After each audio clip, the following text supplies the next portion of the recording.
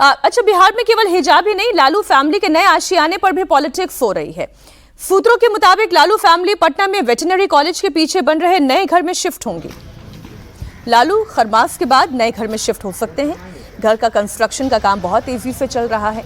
पटना के महुआ बाग इलाके में भी लालू यादव का एक काफी आलीशान बंगला बन रहा है, लेकिन इस बंगले के बनने में अभी काफी समय लगेगा, जिसके चलते लालू वेटरनरी कॉलेज के पीछे बन रहे घर में शिफ्ट हो सकते हैं।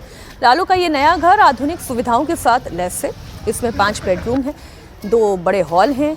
अभी लालू राबड़ी देवी के साथ सरकारी आवास में ही रह रहे थे, लेकिन सरकार की तरफ से जब उन्हें खाली करने का घर नोटिस दिया गया तो फिर ये तमाम चर्चाएं भी हो रही है। देखिए, 2 बातें हमने आपके सामने रखी। एक मौजूदा मुख्यमंत्री के आवास की हमने बात कर ली, उनकी प्रॉपर्टी की बात कर ली, उनके कितने खातों में कितने पैसे पड़े हुए हैं उसकी चर्चा हो गई।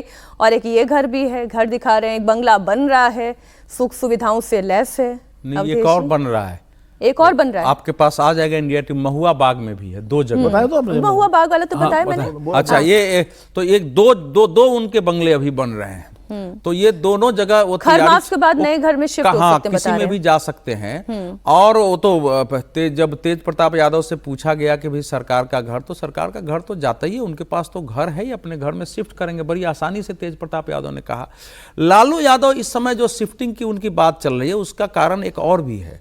प्रॉपर्टी तो उनकी है, उस पर मुकदमे हैं और उसको कोई छिपा नहीं है। उस पर तो बार बार बात करने से उसी कारण उनको सजा हुई है और अभी मुकदमे चल रहे हैं। परिवार के अंदर जो रिफ्ट पैदा हो गया है, जो तेजस्वी यादव की शादी के बाद जो फैमिली में रिफ्ट पैदा हुआ है, बेटियों को वहां दिक्कत हो रही। जिस बेटी ने कहा कि हमने किडनी दिया है, उसने जो बाहर आके बयान दिया है, तो माता पिता के सामने अब वो बोल नहीं सकते हैं। इस समय एक एज हो जाता है जब आपका शरीर गिरता है तो आपके वो पहले वाले तेवर नहीं रहता है। कोई न कोई आपको सेवा करने वाला परिवार का आदमी चाहिए साथ में, जिससे आप बात कर सकते हैं।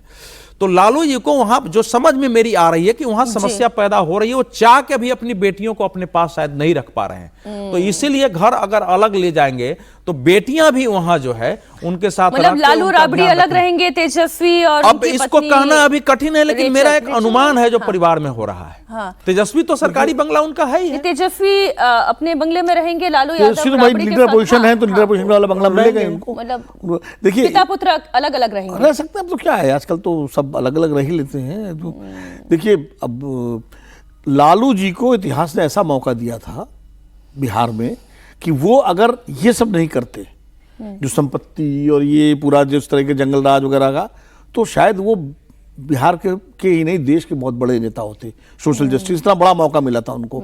लेकिन सिर्फ ये संपत्ति के लाभ ने और ये जिस तरह से उनका राज चला, वो सब जंगल राज और उनके सालों ने जिस तरह से किया, वो सारे उसने इस हालत में कर दिया कि आज वो सत्ता से इतनी दूर है।